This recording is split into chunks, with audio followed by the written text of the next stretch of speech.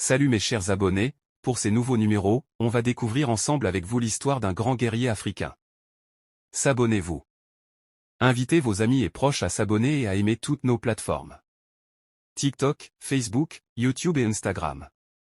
Sans plus tarder. C'est parti. L'histoire de Shaka Zulu.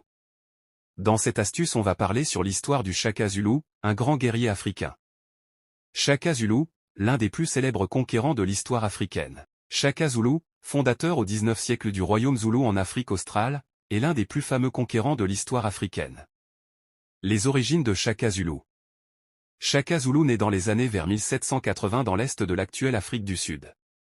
Il est le fils de Sanjanga Kona, chef des Zoulous et de Nandi, une princesse Langeni. Les Zulus et Langani sont alors deux petits clans appartenant au peuple Nguni. Ce dernier se compose notamment d'autres populations comme les Xhosa, les Swazi ou le Ndélé d'Afrique australe. Le jeune Shaka Zulu passe une partie de sa jeunesse chez le Langani dans la famille de sa mère. À cette époque, les Zoulous payent le tribut de Tetua, une autre population bien plus puissante. La période Tetua. Shaka Zulu entre en conflit avec son cousin Makdama alors au pouvoir chez Langeni. Jeune homme, il se réfugie chez Tetua dans les années 1800.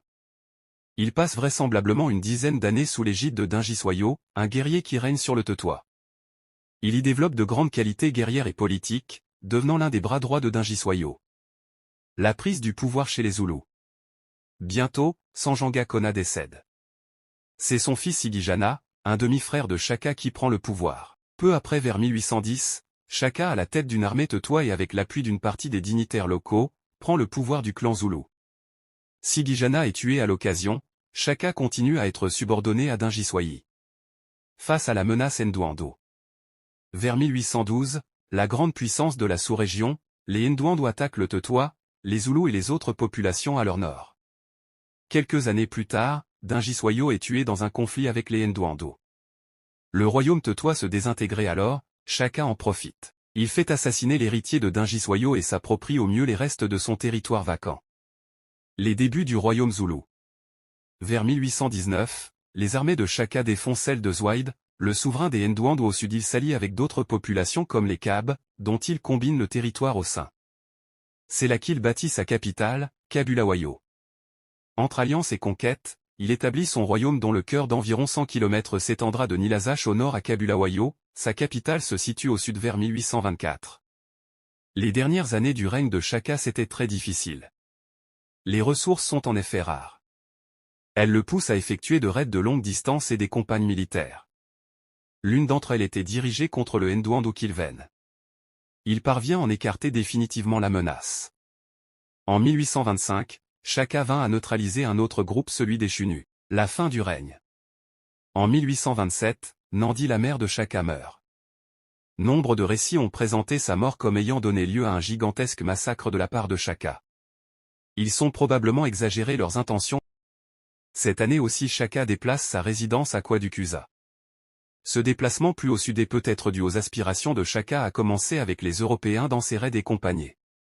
En septembre 1828, Dingan et Milangana. Shaka le guerrier.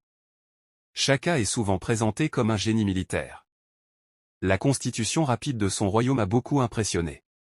L'une de ses formations militaires la plus connue est celle de Corne de Buffle. Il en serait l'inventaire.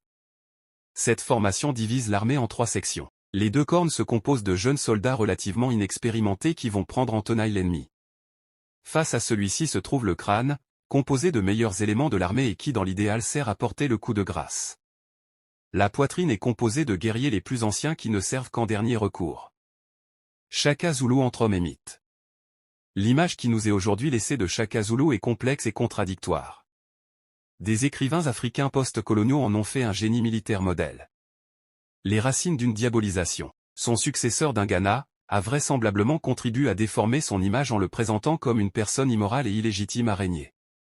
Propager de telles rumeurs justifierait a posteriori l'assassinat de son propre frère. C'est aussi le cas d'une vision selon laquelle Shaka Zulu serait un enfant illégitime et aurait fait ouvrir le ventre d'une femme enceinte pour avoir le fœtus. On retrouve ce genre de calomnie dans la réécriture de l'histoire de souvenirs par leurs successeurs. C'est par exemple le cas d'Adandozan de Dayomei vis-à-vis de Gezo et de Soumeyor Kanté. Vis-à-vis de Sunjata Keïta. C'est aussi le cas de témoins britanniques. L'un d'entre eux, Henri Francis, a présenté Chaka comme un génocidaire. Selon cet auteur, Chaka Zulu aurait fait tuer 1 million de personnes. Ce type de propos est toujours relayé de nos jours, y compris par des Africains. Pourtant, de nombreuses preuves suggèrent qu'il s'agit en fait de propos mensongères.